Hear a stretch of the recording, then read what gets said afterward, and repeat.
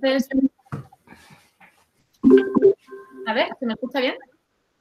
Sí, Gabriela, ¿te puedes quitar el micro un segundo? Sí. Ay, gracias. Bueno, pues entonces empezamos esta última sesión de un coloquio del que hablábamos, que hemos tenido de todo, ¿no? Y por tener, hemos tenido hackers, un coloquio célebre.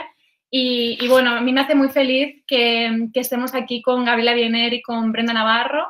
Les tengo que agradecer muchísimo la aceptación a la invitación y en este hilo también agradecer a, por supuesto, a Alexandra Saavedra y a Diego Cielorio, por el cual está aquí, gracias a ellos está Brenda Navarro. Bueno, yo voy a empezar introduciendo un poco a Gabriela Biener. Yo creo que todo el mundo conocemos, algunos somos fans de su zona crítica en el diario, ¿no? Un punto común de lectura. Y bueno, ella es escritora y periodista peruana, lleva ya casi 20 años viviendo en España. Es conocida también por libros como Sexografías de 2008, Nueve Lunas 2009 y Ejercicios para el endurecimiento del espíritu de 2014. Y también por su performance Qué locura enamorarme yo de ti, que estaba hasta hace muy poquito en el Teatro del Barrio y que yo os recomiendo a todos porque es súper divertida. Y ahora le paso la palabra a María Angélica. Hola chicos, buenas tardes. Bueno, a mí me toca presentar a Brenda Navarro, para los que no la conozcáis. Ella es socióloga y economista feminista por la Universidad Autónoma de México. También realizó un máster en estudios de género, mujer y ciudadanía en la Universidad de Barcelona. Ha sido redactora, guionista, reportera y editora.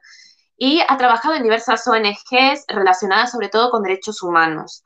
Es fundadora de Enjambres Literarios, un proyecto editorial enfocado en publicar obras escritas por mujeres. Su novela, esta preciosidad que tengo aquí, por favor, los que no hayáis leído, ir corriendo ya a leerla, se titula Casas Vacías. Es su primera novela y lo particular de esta obra, y que creo que encaja muy bien con este coloquio, es que se publicó por primera vez en el 2018 en la web Caja Negra, que era un espacio digital dedicado a los derechos humanos y a los conflictos en el sur de México. Así que nada, sin más dilación, vamos a empezar esta primera ronda de preguntas. Como ya habéis podido ver, tanto Laura como yo vamos a hacer dos preguntas cada una, muy breves, donde luego las escritoras podrán dialogar o responder. Y después de estas 4 preguntas, daremos espacio a los oyentes para que intervengáis a través del chat con preguntas específicas y que abarcarán sobre más temas.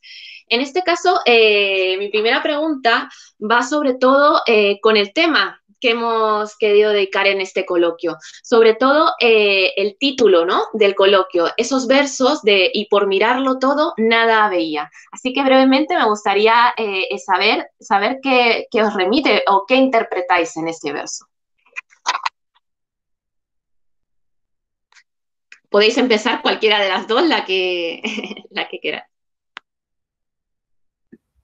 Bueno, yo quisiera que empezara Gaby porque creo que ella tiene un panorama mucho más amplio, 20 años en España y haciendo este contraste con Latinoamérica.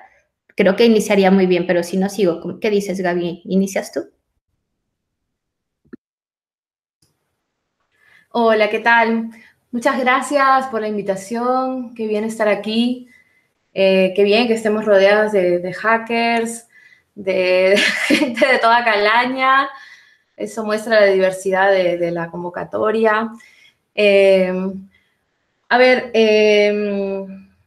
sí, bueno, empiezo, aunque no sé, obviamente no tengo ninguna autoridad más allá de eso,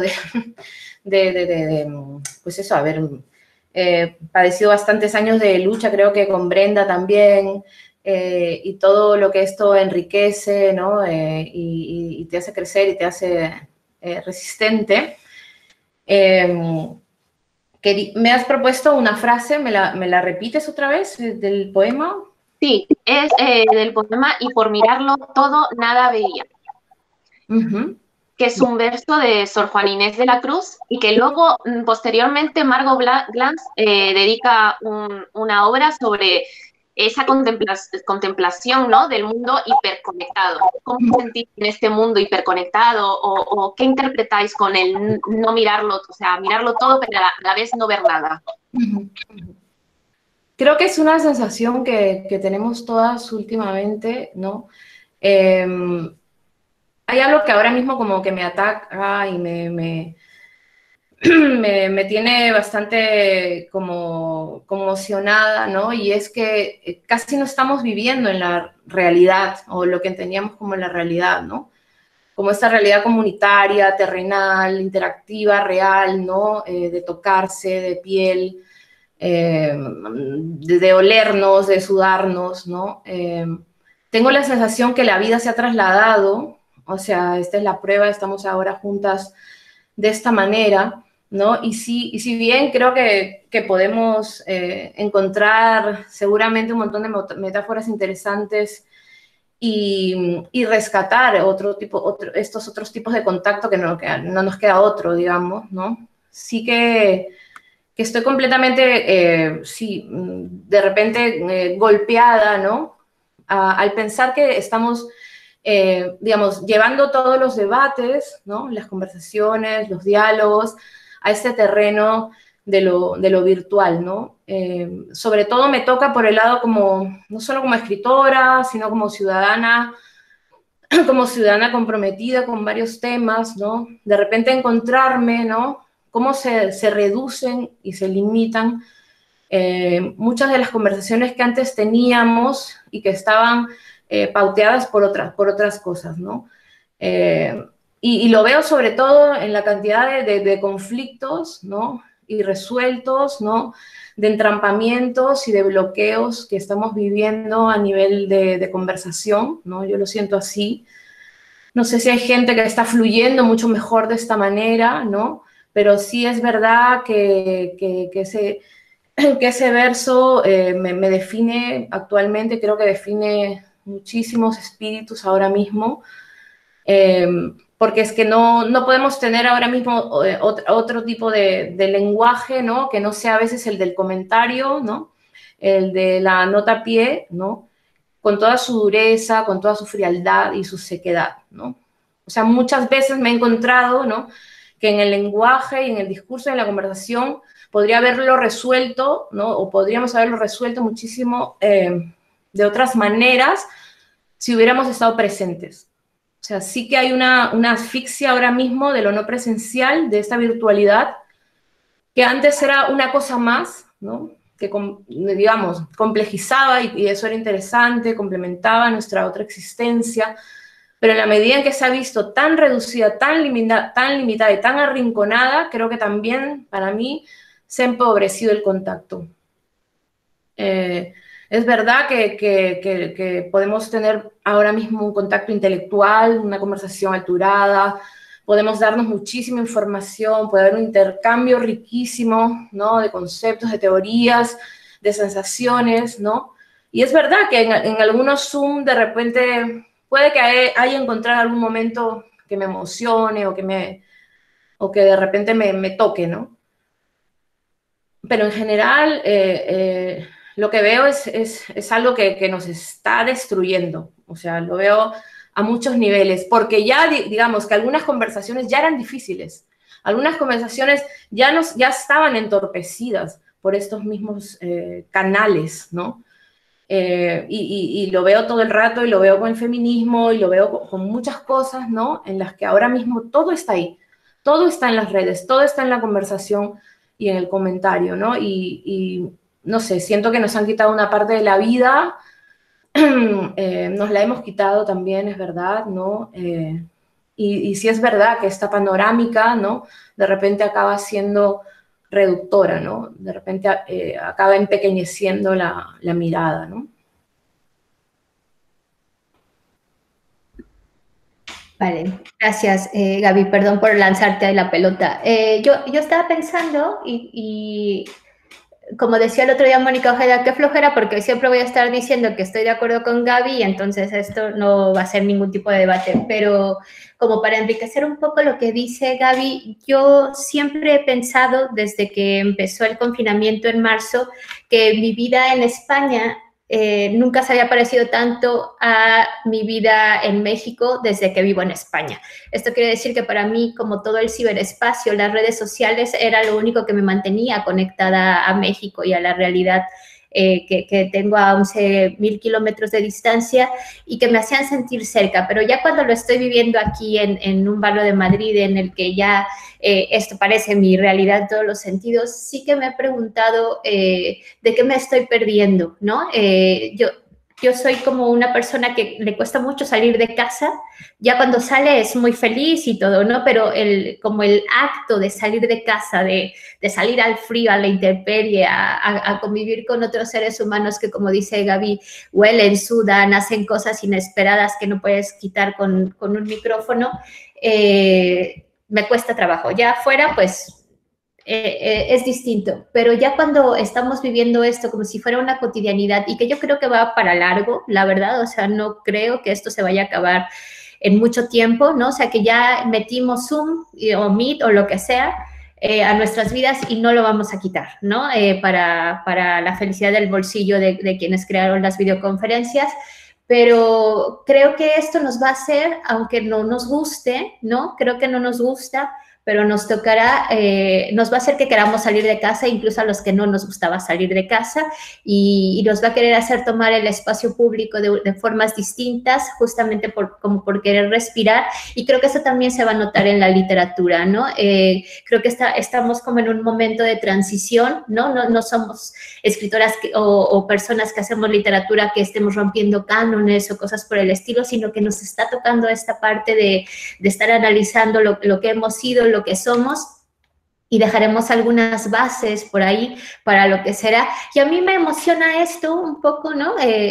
Porque siento que sí dejaremos como ahí un granito de arena y nos tocará hacerlo desde la resistencia virtual, pero también apropiándonos de estos espacios públicos, ya como lo decían las feministas, pero ahora sí todos, me parece, ¿no? Que además estamos ansiosos de comunicarnos y de compartir, y por eso hacemos estas cosas y por eso aceptamos 25, 35, 45 en un Meet, porque nos surge estar así y creo que estar mirándolo todo desde una pantallita nos va a asfixiar y nos permitirá ver cosas que no estábamos mirando antes o que dábamos por sentadas, como los derechos, y que ahora tenemos que salir a defenderlos de nuevo. No sé, eso nos toca desde la literatura, como ciudadanas nos va a tocar en esta época salir a defender lo que creímos que ya era nuestro, ¿no? Sí, totalmente de acuerdo, Brenda, y además, no sé si sientes, ¿no? Esta cuestión, ¿no? Bueno, lo que siempre se ha dicho de Internet acerca de su potencial democratizador y todo este tema, ¿no? Pero es que, además, si ya sabíamos que desde hace ya buen tiempo con Internet todo el mundo tiene la capacidad de tener un canal y una escritura, ¿no? A la que llegar a ciertas comunidades, ¿no? Además, toda esa cuestión, ¿no? de lo que estamos viviendo como una situación absolutamente, como tú dices, que remueve, ¿no? Que impulsa, ¿no? De repente una reflexión y, por supuesto, una escritura y una literatura, ¿no? Es algo que también empiezo a percibir como colectiva, ¿no? Porque es una cosa que toca muy hondamente a la gente, o sea, la toca de manera profunda, filosófica, ¿no? O sea, a nivel de pensamiento, a nivel de relato, a nivel de relatarse, ¿no? Entonces, o sea, diarios de pandemia hay, pero por supuesto los que publica la UNAM y los que cada día está publicando cualquier hijo de vecino en su comprensión de lo que vivimos, ¿no? Pero de una comprensión así, tocada, o sea, tocada y profunda, ¿no? No sé si apocalíptica, ¿no? Pero con componentes bastante trascendentes, quiero decir, cosas que nosotras, que nos parecen como claves, ¿no? O factores siempre que pensamos en una obra con sentido, ¿no? Literario, ¿no? Quiero decir, creo que ahora mismo todo el mundo, bueno, por supuesto que esto también tiene su peligro, por supuesto que hay una cháchara también tremenda, ¿no? Pero, sin embargo, creo que hay gente que ahora mismo está en ese trabajo, ¿no? De mirar esta situación, de contar su propia vida, de contar desde su subjetividad, con su propia mirada, lo que está pasando, porque además la manera de llegar y de compartirlo en muchos casos es la escritura, es el audio, pero es el relato en sí, que circula, ¿no? Si pensamos en lo literario, creo que se están hilando infinitos textos sobre esto, ¿no? Muchos colectivos, además, no solamente individuales y interesantes, que están intentando retratar este momento, ¿no? Sí, perdón, y ya como para cerrar, para que vengan las otras preguntas, yo siempre termino llevando los temas a la industria editorial y yo recordaba ahora en el foro Edita que decía, no recuerdo cuál de estos grandes monopolios, no sé cuál de los dos que hay, ¿no?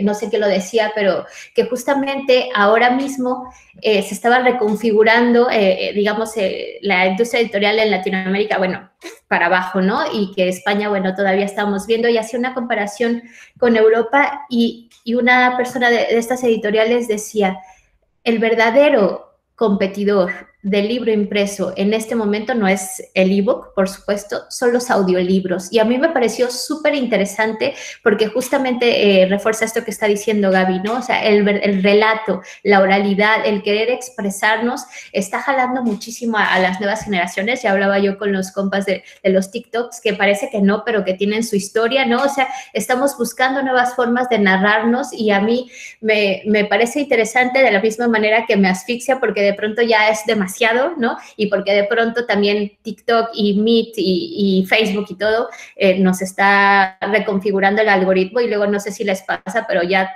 parece que vivo en un mundo tan pequeñito en el que siempre están las mismas personas, los mismos comentarios, el mismo odio, las mismas porras, ¿no? Y se nos acaba la diversidad, ¿no? O sea, verlo todo cuando en realidad no estamos viendo bien porque nos están poniendo lo que quieren que veamos también da para asustarme. Ya me asusté y no son ni las 7, chicos, y sin vino, ¿eh? Ya. Bueno, muchas gracias. No te asustes, Brenda.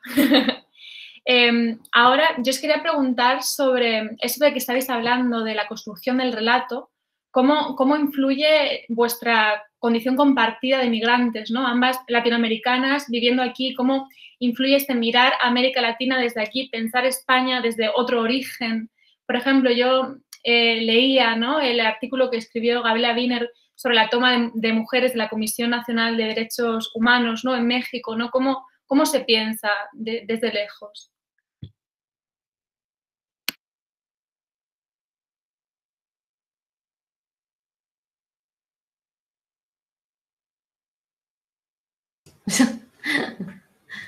¿Hola? Ah, vale.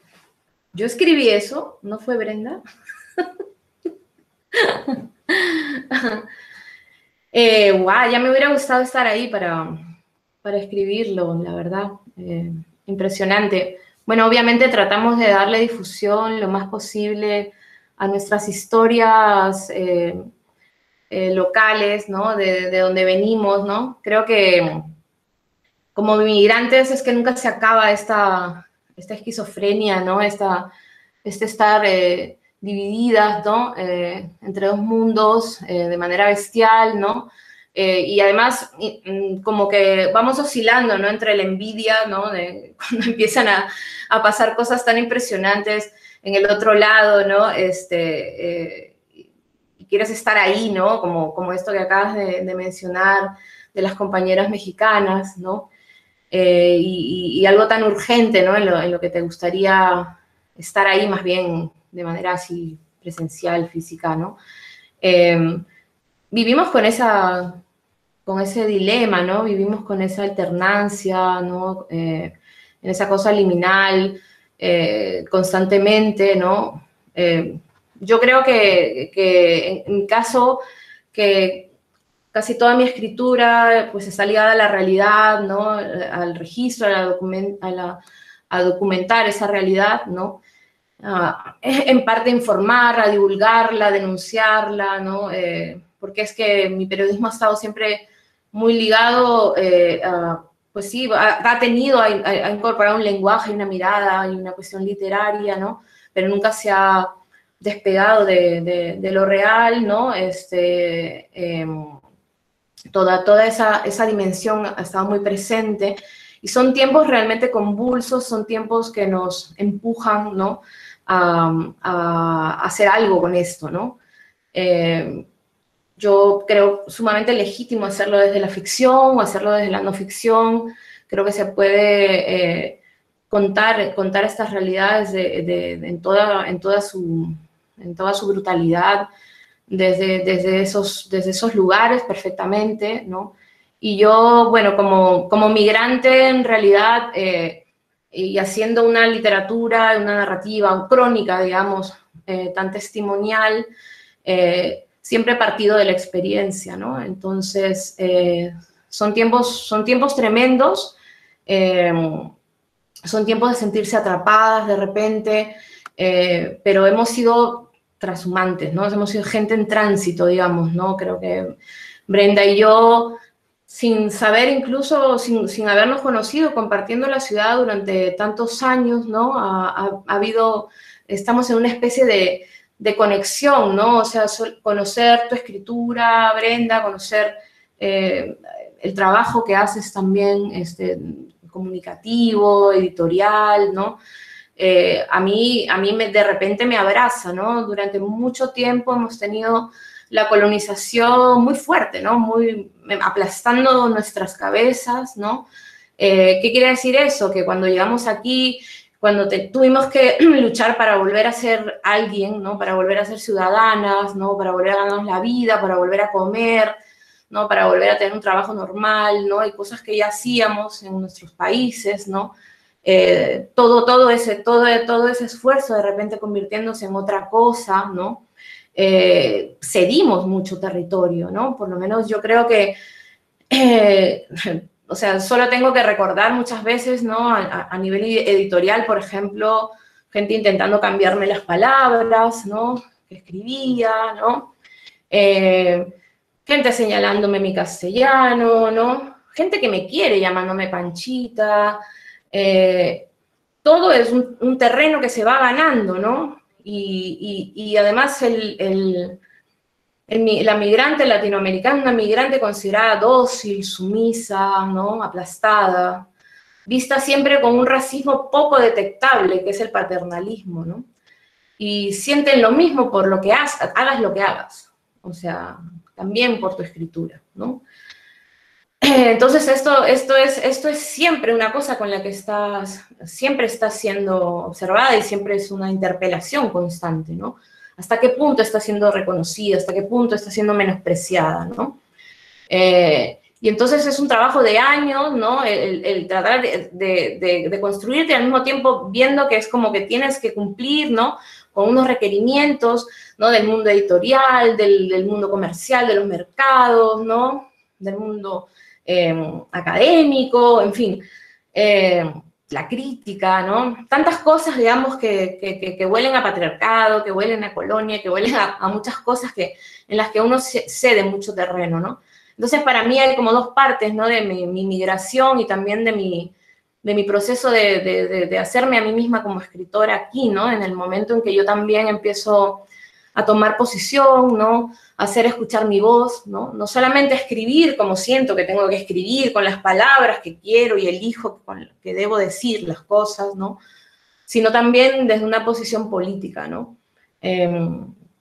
Por supuesto, con un montón de autocuestionamientos y autocríticas podemos hacer muchísimas también, ¿no? Pero en ese descubrimiento de cierta hermandad, ¿no? Te encuentras con gente como Brenda, con gente como Mónica Ojeda, ¿no? Sudacas que hemos estado aisladas, no sé por qué. Bueno, sí, sabemos por qué, ¿no? Porque este sistema lo que hace es aislarte para que no luches, ¿no? Y entonces de repente encontrarnos, ¿no? No solo porque estamos trabajando, ¿no? Una obra literaria, sino porque también estamos en una resistencia de nuestras identidades, de nuestros lugares, ¿no? Para dejar atrás, bueno, todo eso que era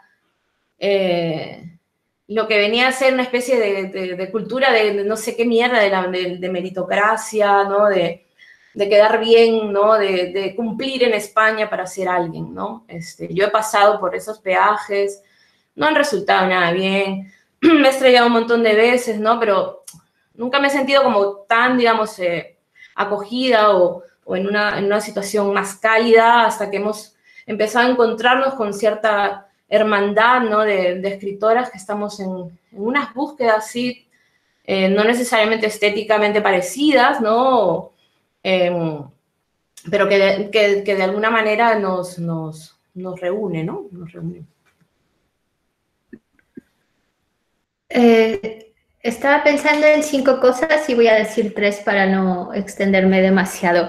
Uno, cuando dice Gaby que sentimos un poco de envidia por no estar allá por todas las efervescencias de movimientos sociales que hay, y yo pensaba que es verdad que además de envidia y de impotencia de no estar, porque luego son nuestras amigas, o sea, no es como mujeres ahí haciendo cosas, sino que son nuestras amigas las que lo están haciendo y también nos preocupamos. Y yo pensaba envidia y a veces culpa. A mí a veces me llega esta culpa y yo estoy segura aquí viéndolo desde la pantalla, mientras ellas están poniendo el cuerpo, literalmente, ¿no? El cuerpo y la vida. Y eso a mí me causa mucha impotencia en 2 sentidos. Uno, porque hasta que yo no salí y viví fuera de México, digamos, ya por periodos verdaderamente prolongados, no me di cuenta del verdadero poder que tenemos allá, ¿no? O sea, como dice Gaby, nos venden un discurso patriarcal en el que nosotras somos oprimidas, etcétera, y que lo somos de ciertas formas, pero también tenemos un poder muy grande que no nos dejaban visibilizar y que justamente, vuelvo yo un poco al ciberespacio, a las redes, nos ha hecho que las que estamos, digamos, de forma como atomizadas en los mismos espacios, nos empezamos a unir. Eso me ha pasado acá y me he dado cuenta de eso. Y estaba pensando también en que yo justamente hoy lo estaba pensando, que en el 2015 fue Amaya Pérez Orozco a una cátedra en la UNAM y pues todas estábamos vueltas locas porque estaba La economía subversiva feminista y a mí me parece que es un libro que marcó lo que después vendría para mí y recuerdo que todas las chicas le preguntaban a Amaya, dinos cosas, ¿no? Y yo recuerdo que Amaya la aspiraba, Amaya ya tenía experiencia trabajando con colectivos en Puebla, México, y ella las miraba de verdad muy sincera y decía, no, ustedes tienen que decirnos a nosotras, ¿no? Y yo no lo entendí, ¿no? Yo en ese momento no recuerdo qué pensé, pero no entendí qué es lo que Amaya estaba diciendo. Ya hasta que vine a España y empecé a conocer, me di cuenta que en efecto, que éramos nosotras las que teníamos que estar usando la voz, que Amaya iba a escuchar, ¿no? Y que es muy poco probable que eso pase, ¿no? Que una persona europea vaya a escuchar, que no quiera hablar, que quiera escuchar. No lo entendí y ya acá se lo agradecí, ¿no? Como, ya sé por qué, tú querías escuchar y qué bueno que escuchabas. Y creo que eso es lo que Gabriela y yo sentimos, digamos, de alguna manera, aunque como dijimos al inicio, no hemos podido conversar hasta hoy, desde febrero que le dije, regreso de Barcelona y nos vemos. Nos sentimos como que es el momento, que cuando nos dan el micrófono, ya sea de Meet o de un periódico, o que podemos escribir alguna columna, tenemos que decir muchas cosas y después se siente como una obligación. No sé si Gaby de pronto dice, yo lo digo a veces, tengo que decirlo porque me están dando el micrófono ahora y no siempre me lo van a dar, ¿no? Los 5 minutos de fama terminan. Y justo porque tengo estos 5 lo tengo que decir ahora, pero de pronto también me siento un poco cansada porque todo el mundo es como que está esperando que nosotras también nos tengamos que posicionar todo el tiempo de cosas que aquí se dan por sentadas y que siempre somos cuestionadas nosotras en cuanto al canon, en cuanto a lo que decimos, en cuanto a los cuerpos, porque aquí es como nosotros ya lo tenemos muy establecido, tú vienes a decirnos cosas, justifícate, ¿no? Es como cuando, a ver, ¿por qué no crees en Dios? Justifícalo, no, ustedes justifican como todo esto que estamos nosotros poniendo sobre la mesa y que les incomoda, ¿no? Y ya termino con esto y también pienso justamente en la academia. Yo me metí aquí a algunas sesiones del coloquio y me acordaba de mi paso por el máster en Barcelona. Por supuesto que me metí a a la presentación que dio Teresa, que Teresa además fue mi profesora en el máster, ¿no? Y fue un gusto escucharla.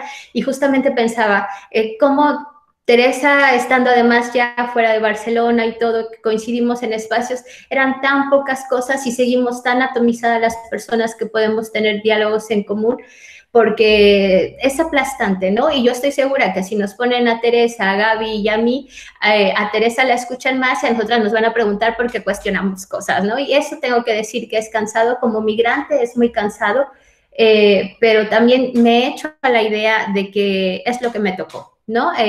Si existen otras vidas, a lo mejor me tocará estar muy, muy tranquila en aquella vida, pero es lo que me tocó ahora y lo asumo como una responsabilidad más que como escritora, como ciudadana, ¿no? Como escritora, aunque digan que mi novela es muy realista, etcétera, para mí es todo imaginación, para mí es todo poner todo lo que yo no soy, ¿no? Lo decía el otro día Nell Leishon, escribir para ella y me sumo a lo que ella dice, es el único momento en el que siento que puedo ser otras personas, porque mi vida, y más en pandemia, suele ser muy aburrida. Estoy casi todo el día en casa trabajando sin nadie, ¿no? Digamos que eso podría añadir a todo lo que ha dicho Gaby. Es muy interesante en las entrevistas que últimamente le han hecho a nuestra compañera Mónica Ojeda, escritora ecuatoriana, ¿no? Que está en un momento, ¿no? Absolutamente ya, ¿no? en un lugar de consagración, digamos, ¿no? Pues que la entrevistan todos los días en El País y no sé qué, ¿no? Como de repente, ¿no? Ella cuenta, ¿no? Que en esas entrevistas, ¿no? De repente estaba con otra gente, ¿no? Hablando de su condición de escritora y tal, sabiendo, ¿no? Que hasta ahora no tenía papeles, ¿no? O sea, y eso ocurrió en una entrevista hace 2 años y sigue ocurriendo, o sea, que todavía no está resuelto, ¿no? O sea, ¿cómo se compagina esto de ser portada del Babelia, ¿no? Y al mismo tiempo, ¿no? Estar al borde de la deportación, ¿no? Como experiencia migrante, ¿no? Como experiencia de mujer escritora, ¿no? O sea, esto te da la medida de a lo que podemos llegar y es, o sea, realmente a muy poco, coño. O sea, ya, o sea, no sé, a otro, ¿no? A Vargas Llosa, no, o sea, es que ya le regalan la nacionalidad con esto, o sea, no, o sea, a otros tipos, ¿no? Ya es que ya la hubieran nombrado marquesa, si hubiera sido hombre, ¿no? Marqués, ¿sabes? Con esos libros. Y ella todavía tiene que hacer una cola de extranjería, ¿sabes? O sea, experiencia escritora migrante, coño, toma esto. O sea, toma esto para que sepas en qué consiste, ¿no? La cosa, ¿no? No sé, acotar. Bueno, seguimos avanzando. Os voy a decir alguna otra pregunta que tiene mucho que ver, ¿no? Estamos hablando de las experiencias migrantes, pero ya a la inversa, es decir, la recepción de vuestras obras en vuestro país. Recuerdo que fui a ver tu obra, Gabriela, con una compañera peruana. Yo he vivido también muchos años allí y la sensación que nos dio, aparte que salimos, vamos, maravilladas, fue, madre mía, ¿cómo habrá sido el público en Perú, ¿no? ¿Cómo habrán recibido la obra de Gabriela? Y en tu caso, Brenda, también, ¿sí ha entendido casas vacías como tal? Es decir, ha visto lo de el apartado de denuncia, creo yo, ¿no? Que intentas reflejar en la obra. Yo le voy a hacer, obviamente, la palabra a Gaby, pero quería hacer la acotación de... Yo, además, cuando fui a ver a Gaby, que me sentía mal en ese momento, y aún me sentía mal físicamente, pero quería bailar, ¿no? O sea, como esas cosas en las que creamos estos puentes de, sí, me encantan las sevillanas, mi marido es sevillano, bailaré sevillano, pero... la salsa y cómo fui a enamorarme de ti, me generó el de, sí, yo de aquí soy, ¿no? Y me hubiera gustado quedarme a bailar. A ver si podemos hacerlo ya, Gaby. Contesta. Ya, Brenda, lo que pasa es que no podemos bailar, o sea, te fuiste y tampoco los que nos quedamos bailamos, es que no podemos, está prohibido, está prohibido. De hecho, eso en Perú, ¿no? En algunas de las presentaciones, ¿no? Yo saco a bailar al público, nos ponemos a bailar en el escenario y ahora es que es real.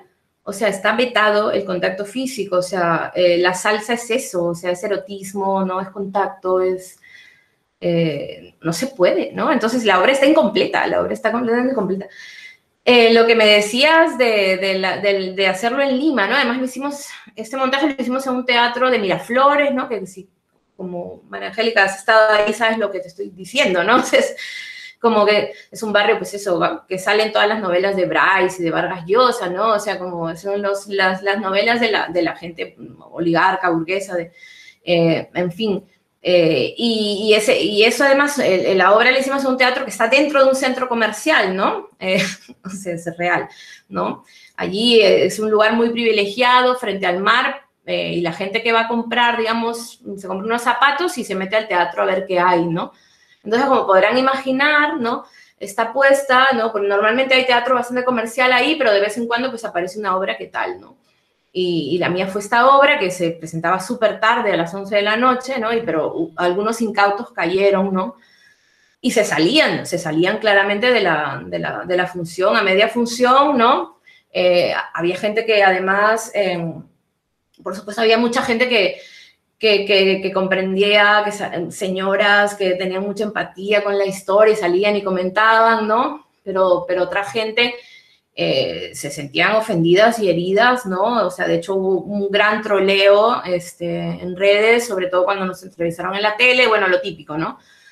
Ahí toda esta cuestión del hazte oír, ¿no? Hay su equivalente, que es el con mis hijos no te metas, eso de los niños con azul, los niños con rosa, entonces una obra donde hay una cama donde duermen 3 con un bebé, leche, sexo, celos, amor, de diversidad, una hija trans no binaria, en fin, o sea, toda esta diversidad familiar y amorosa, ¿no? Es enemigo, esto es el mal, es el diablo, ¿no? Entonces, claramente hubo ataques, ¿no? Y bastante acoso por redes, ¿no? Que por supuesto la productora supo utilizar a nuestro favor también, ¿no? Y otra gente también que se sorprendía mucho por la cuestión de que no es teatro, ¿no? Entonces iban ahí pensando que era un teatro, una cosa de teatro, y hasta el final no se podían creer que eso era la vida de un grupo de gente, ¿no? Entonces, aunque en la obra haya una escena en un vídeo, ¿no? De un parto, ¿no? Natural, con toda una familia ahí metida en una piscinita de plástico, la gente celebraba los efectos especiales. Había gente que salía a decir, oh, qué realista, qué bien logrado, qué efectos especiales, ¿no? Tipo Star Wars, ¿no? O sea, wow, ¿no? Pero esto fue. Y nada, que sí, que me quedé súper con ganas de que Brenda y yo bailáramos una salsa ese día. Qué mal, qué mal. Ya vendrá, ya vendrá. Ya vendrá, así es.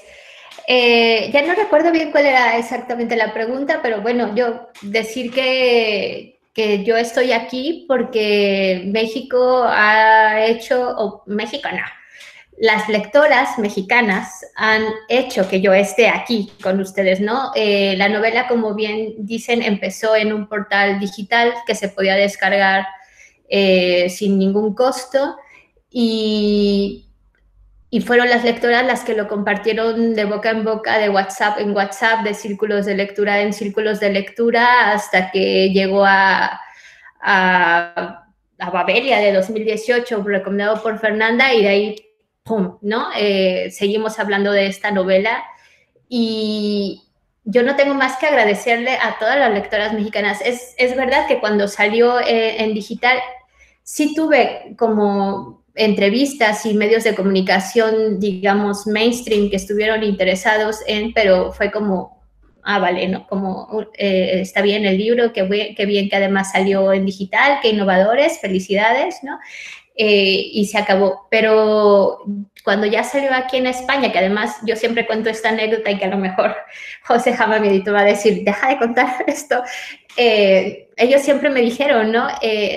A ver, el mercado español no es no es como México, pues, ¿no? Y entonces, pues vamos a sacar la edición y seguramente, pues, se venderán unos 200 libros y lo importante es que salga tu libro y que te conozcan. Y de pronto nos dimos cuenta que ni siquiera ellos habían previsto como la buena recepción que iba a tener en España, que a mí me habían dicho que iba a ser como casi nula y de pronto me di cuenta de que no, ¿no? O sea, cuando fui a Barcelona antes de esto, también me decían, pues a lo mejor va poca gente, y no fue poca gente, o sea, estaba lleno. En Madrid también, y en todos los lugares a los que me han invitado hay mucha gente que no conozco, ¿no? Porque yo aquí no tengo familia más que en Sevilla, y que se me fue la presentación de Sevilla por el confinamiento. O sea, digamos, mi espacio que iba a generar no se pudo. Y yo no tengo más que agradecer. O sea, es que hay veces que cuando escucho a las lectoras decir cosas de la novela, lo digo en broma, pero de pronto es en serio. Yo escribí eso, o sea, esto que estás diciendo yo lo escribí, a ver, la voy a leer porque, o enséñenme esa novela, porque nunca me imaginé la repercusión que iba a tener, nunca lo hice pensando en que iba a tener esta repercusión, y digamos como trayéndolo al territorio de la literatura, de por qué escribimos, por qué nos interesa, pues yo creo que tiene que ver como cuando te comprometes con algo que tú te sientes segura de que lo puedes mostrar al mundo y que estás tranquila con que lo vas a mostrar, ¿no? Como cuando entregamos un paper y que decimos, pues ya, o sea, ya no más, ya hice todas las notas y ya sé que están bien y ya puse mi cuerpo teórico, ya no puedo más, que sea lo que sea. Pues un poco fue así. Y no he dejado de tener más que buena recepción, así que voy a agradecer por eso, yo creo que toda mi vida.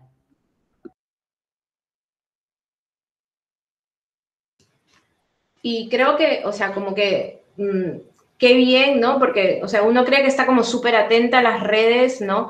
Y a todo lo que te puedas ahí descargar de ahí gratis o lo que sea, ¿no? Pero sin embargo, o sea, tu maravillosa novela no me hubiera llegado, ¿no? Si no hubiera sido por toda esta otro lado, ¿no? De la cuestión, ¿no? Que mira, bueno, una editorial independiente, ¿no? Mexicana, además, aquí en España, que es muy reconocida, importante, ¿no? Que cada cosa que saca, claramente todos estamos atentas, ¿no? Por supuesto que es la manera de llegar, ¿no? Y esto, bueno, esto es una reflexión que está todo el rato en el aire, ¿no? Acerca de dónde publicar, cómo llegar a otros lectores, a otras lectoras, ¿no? Y es una cosa que yo que llevo ya 15 años aquí, ¿no? Pude ver, ¿no? Toda esa otra etapa, ¿no?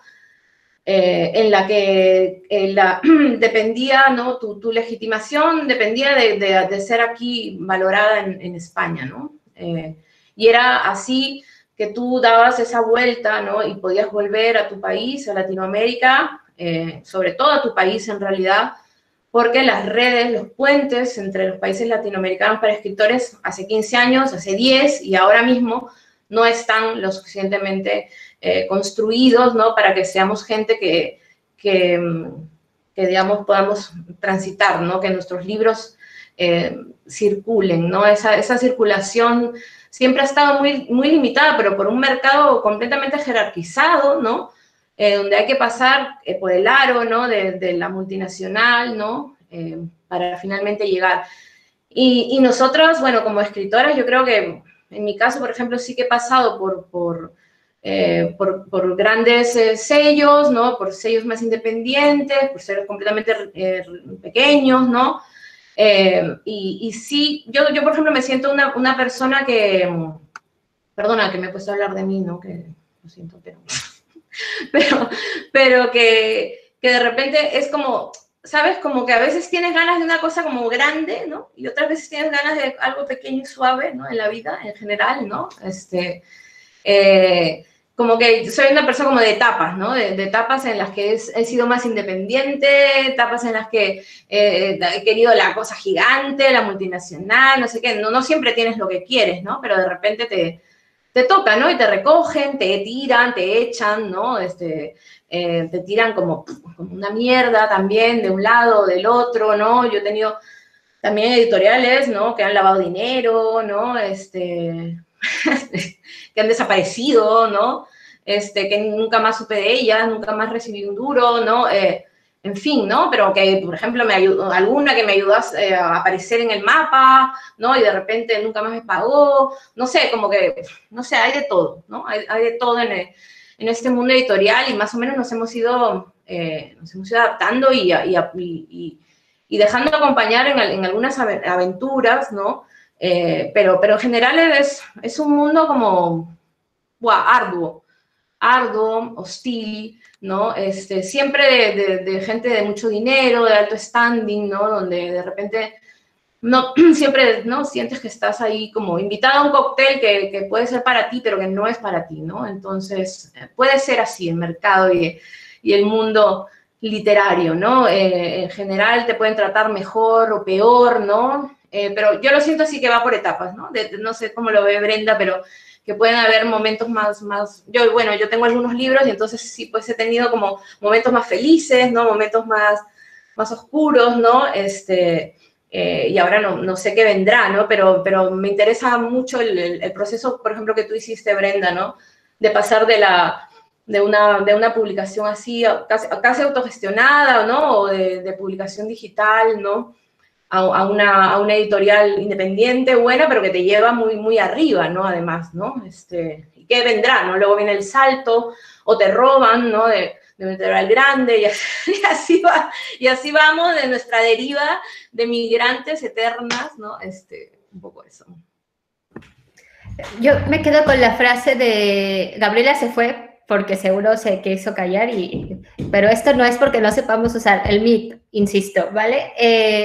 Yo me quedo con lo que dijo de la frase de te invitan al cóctel, ¿no? Pero no sabes si es para ti. Y creo que eso se pone en la industria editorial, pero también como migrante, cuando estás en un espacio que no es tuyo, ¿no? Es como, estás en la fiesta, pero nadie te hace caso, y entonces si no te hace caso, pues tú te aprovechas y te comes el jamoncito y las gambas, ¿no?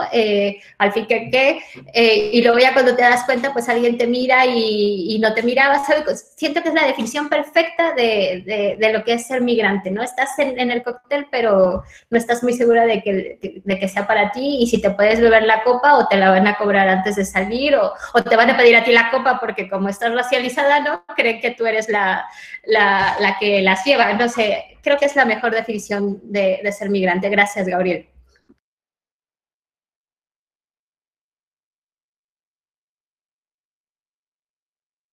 Oye, Brenda, solo te veo a ti, han desaparecido todas.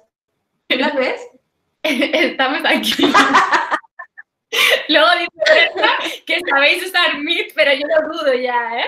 Pero bueno, abrimos el turno de preguntas. No sé si alguien más quiere preguntar. No somos un montón, tampoco es cuestión de acaparar nosotras toda la conversación. Gerson, ¿te veo levantando la mano? Sí. Nada, pues nada, muchas gracias. Muchas gracias por vuestra presencia aquí hoy. Y bueno, me gustaría que opinasen precisamente sobre lo que habías comentado antes, Gabriela, que era sobre esto de que todavía se tiene que publicar en España para alcanzar una cierta canonización. Yo tenía entendido, al menos últimamente, no sé si es que eran artículos optimistas, que ya no estábamos como en el boom, ¿no? En que Barcelona tenía que ser como esa especie de centro irradiador para que te leyesen en el país de al lado, en Latinoamérica, sino que al menos ya mínimo México y Argentina también habían desarrollado bastante su industria editorial y su capacidad de descubrimiento de autores. Es más, yo ahora mismo estoy siguiendo a autores bolivianos que esta última década o así han empezado a tener mucha más exposición, y no están publicados precisamente todos por Alfaguara, ni mucho menos, sino que están ahí, yo que sé, Periférica u otras editoriales cumpliendo ese papel. Eso por un lado. Y bueno, la otra pregunta sería si consideran que toda esta situación del COVID y específicamente del confinamiento ha resultado más en ¿cómo decirlo?, en un bloqueo de inspiración o en una fuente de inspiración. Porque se hizo mucho la broma de que tendríamos en 2 años o así un montón de películas sobre el COVID, pero no sé yo si la literatura puede funcionar así, ¿no? En este caso. Y claro, al cortar mucho la vida que se puede tener en pandemia, yo creo que también puede afectar bastante al proceso creativo. Pues eso. Esas 2 preguntas solamente. Vale, muy bien. Uy, pues me has dado, como decimos en México, en mi mero mole, porque las 3 preguntas me encantan. A ver, la primera, yo me acuerdo que justo cuando presenté Casas Vacías en digital en México, con Fernanda Melchor en Puebla, hablábamos de esto que tú dices, ¿no? ¿Realmente necesitamos publicar en España para que nos lean? Y no, ¿no? Ya no es así. Y yo me congratulo mucho por eso, porque creo que sí tiene que haber una reconfiguración. O sea, aquí me viene lo economista. Nada más tenemos que darnos cuenta que el mercado español es más pequeño. O sea, es que ya déjate de si el canon, lo que sea. El mercado español es muy pequeño. Y el mercado mexicano, que no estoy diciendo que México tiene que ser el nuevo monopolio, ¿no? Porque no se trata de volver a ser monopolio, pero el mercado mexicano es mucho más grande. ¿Cómo es posible que tenemos que venir hasta España para que el mercado mexicano, que es el más grande, ¿no? Lo valide? O sea, es que es una tontería, una verdadera tontería. El problema está en los aranceles, ¿no? En la forma en la que se distribuyen las cosas. O sea, donde se decide cuánto se va a invertir sigue siendo en las sedes de Madrid y Barcelona, ¿no? Y luego ya se va para México, que dicen, vale, ¿no? Nos ajustamos a estos presupuestos. En realidad yo creo que tendríamos que empezar, como todos muy interesados en la literatura, en pedir la descentralización, ¿no? O sea, que no sea solo México y Argentina, sino justamente como tú dices, Bolivia tiene ahora un boom de escritores maravillosos, ¿no? O sea, que deberían de tener una proyección internacional mucho más grande de la que tienen, ya que digo de todos los demás países. Y estaba pensando, por ejemplo, en lo poco que estamos hablando de escritoras, por ejemplo, uruguayas, ¿no? Así como el boom de Argentina, el boom de no sé dónde, y no estamos hablando de estos lugares que damos por sentado que, bueno, porque es Uruguay, pues seguramente en Buenos Aires, ¿no? O paraguayas, o saben, como hay toda una serie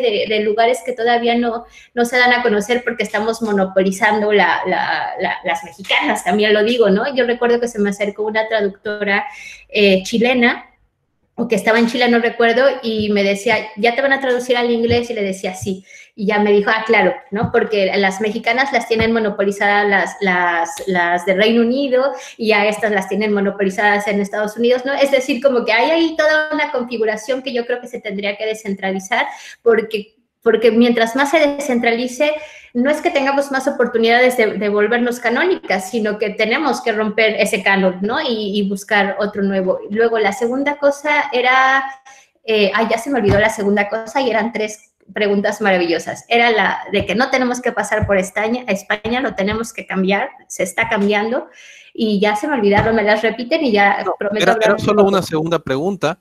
Y era si toda esta situación del COVID y concretamente el confinamiento había sido más una fuente de inspiración o un bloqueo de inspiración. O sea, ¿qué opinaban? Si ustedes personalmente veían alguna especie de doble... Claro. Y te decía que era mi mero mole porque yo estoy muy interesada en el tema de los cuidados, ¿no? De la economía de los cuidados. Y yo desde que hubo este confinamiento tan grande, me frustré una semana y después dije, a ver, no. O sea, la novela que estoy escribiendo no va a salir, no me voy a frustrar, no me voy a poner en plan, oh Dios, la vida es horrible, y me voy a poner a escuchar.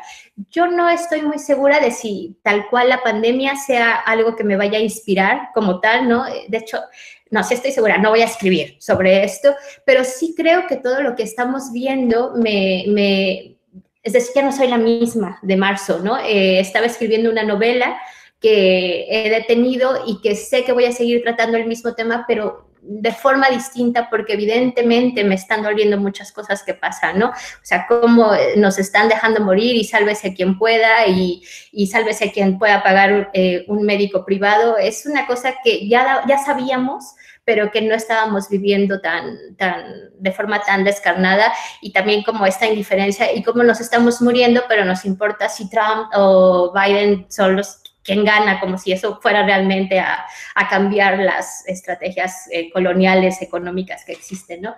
Y ya, dejo a Gaby hablar porque se nos va a acabar el tiempo.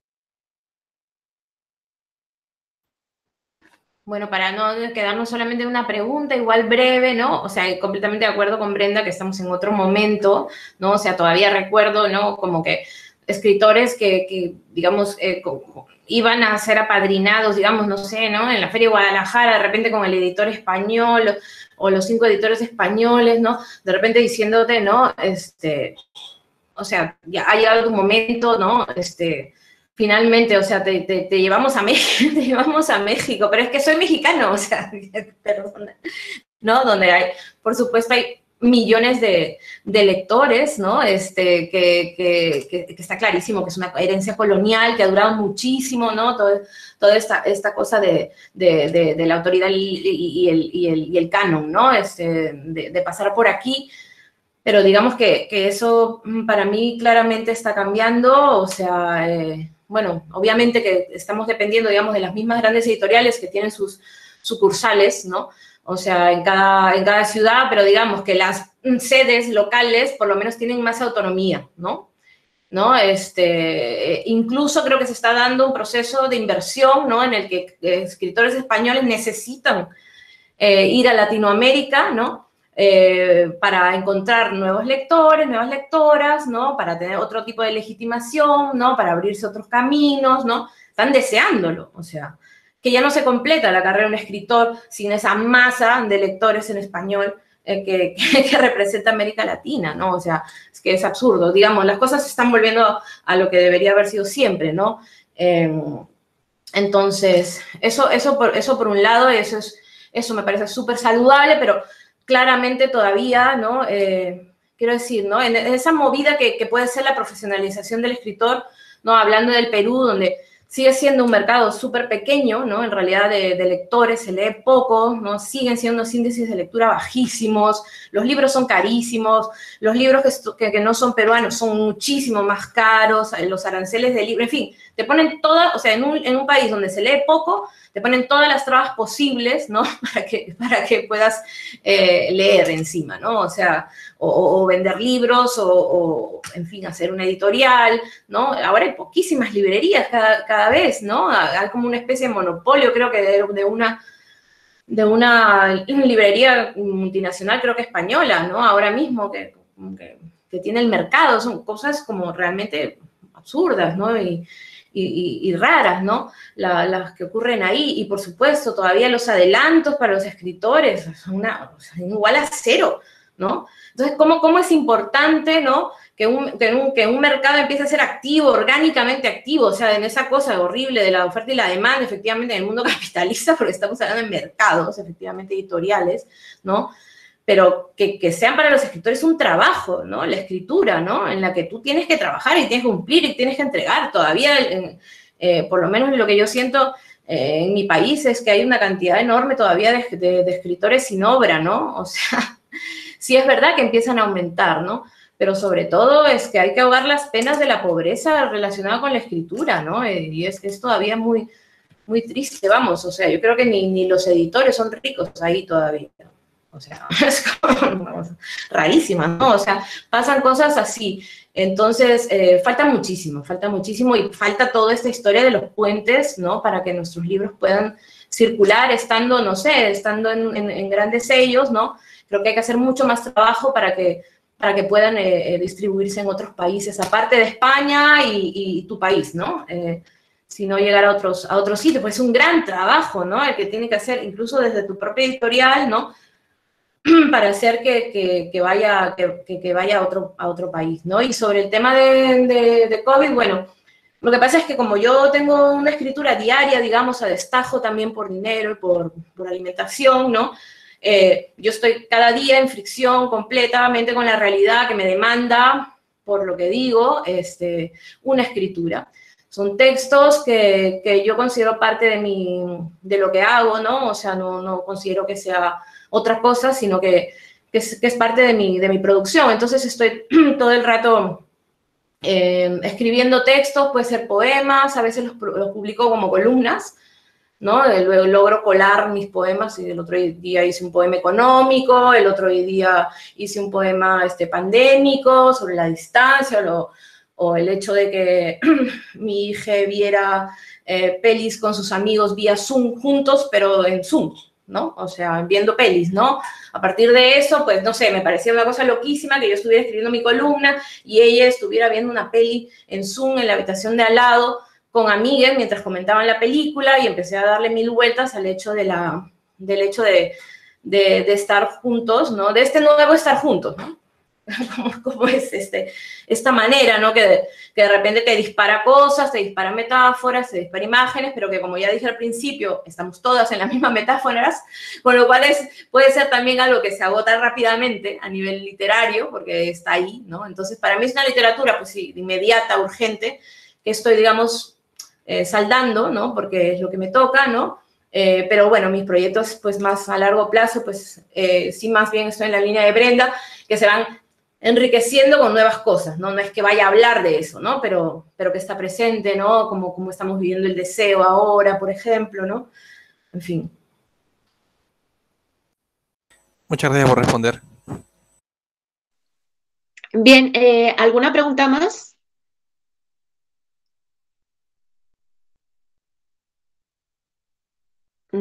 Laura, creo que tú tendrías alguna. Ah, vale. Sí, Teresa, por favor. Hola, ¿qué tal? Bueno, tan solo quería saludar, no sé si me estáis escuchando ahora. Bueno, me ha encantado escucharos. A Gabriela no tengo el gusto de conocerla todavía, pero he seguido su trabajo de cerca. Y bueno, Brenda, es un placer verte, aunque sea virtualmente. Si estuviéramos juntas, pues ahora me habría acercado a que me lo firmaras, porque cuando vi que publicabas el libro, bueno, tanto a Mary Torras como a mí nos hizo muchísima ilusión, que lo sepas. Y nada, pues me ha parecido interesantísima la charla que habéis tenido y bueno, sobre todo a partir de las preguntas que os han propuesto, porque creo que habéis hablado de algo que es fundamental y de lo que no se habla habitualmente en los congresos académicos, y es de la experiencia de vida de la escritora emigrante en un sistema literario ajeno, porque al final, pues las producciones materiales de vida y del trabajo son las que condicionan la manera de trabajar y los resultados que tenemos.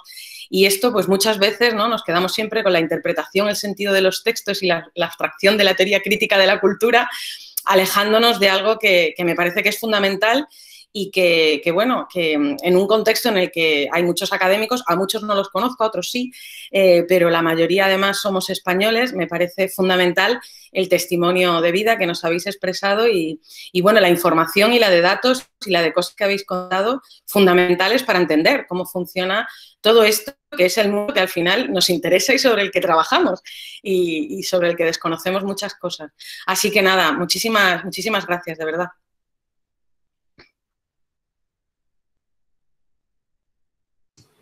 Un saludo, Teresa, también ganas de conocerte, y mándale un beso a Mary, por favor, de mi parte, que la recuerdo mucho. Se lo daré de tu parte. Y bueno, felicidades a toda la organización y a todos los que habéis montado esto y que haya sido posible a pesar de la pandemia.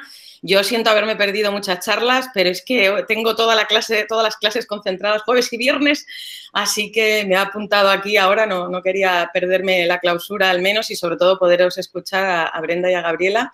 Y nada, pues me despido porque sé que ya está la hora llegando a su final. Un fuerte abrazo y muchísimas gracias. Muchas gracias. Yo quiero como agarrar esto que dijo Teresa, que Teresa, muchas gracias. Ya nos veremos y nos firmaremos y todo.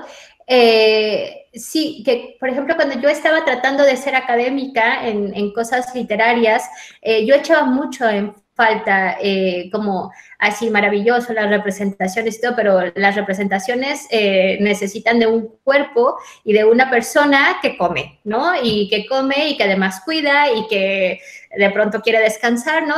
O que no duerme o lo que sea. Y yo creo que sí tenemos que hacer como ese puente académico entre la literatura y todas estas cosas y lo que realmente pasa con ustedes, que también son escritores, porque escribir un paper también implica crear, imaginar cosas, ¿no? Como generar ideas. Entonces, yo venía como con esta idea de conversarlo con ustedes, de tenemos que empezar a cuestionar también cómo estamos haciendo la academia, porque nos estamos cansando todos, ¿no?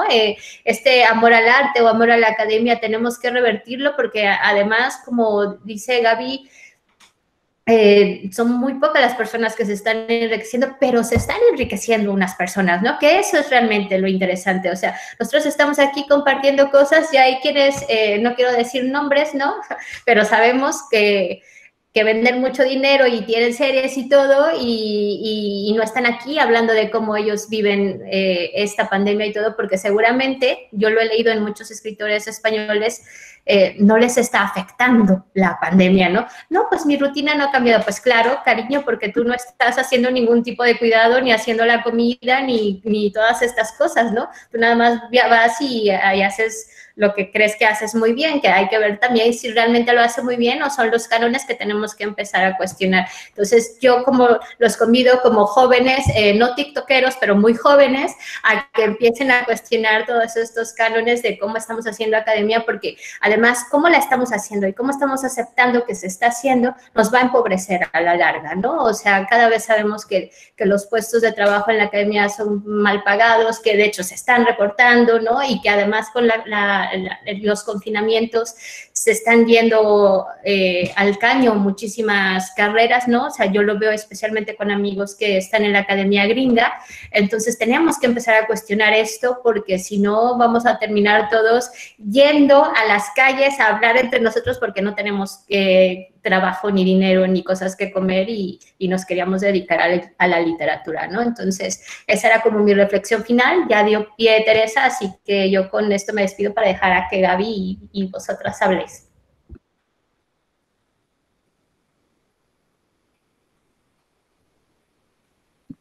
Gabriela, no sé si quieres decir algo. Bueno, Gabriela, yo te estaba dando a ti la palabra, ¿eh? Estás silenciada. Ay, perdón. No, nada, solamente agradecerles. También estoy súper de acuerdo con Brenda. Yo es que ni siquiera he intentado lo académico, así que no voy a hacer ninguna recomendación. Pero me encanta, o sea, que últimamente además, o sea, como que he recibido invitaciones así como de espacios más académicos como este, ¿no? Me parece que hay un intercambio muy, muy interesante que se está dando, que creo que la antigua academia no se lo permitía, ¿no? Que es todas estas invitaciones, festivales, encuentros, ¿no? Donde la escritora, el escritor está ahí, está presente y está compartiendo sus historias, sus estrategias narrativas, en fin, sus poéticas, ¿no? Ahí en directo, ¿no?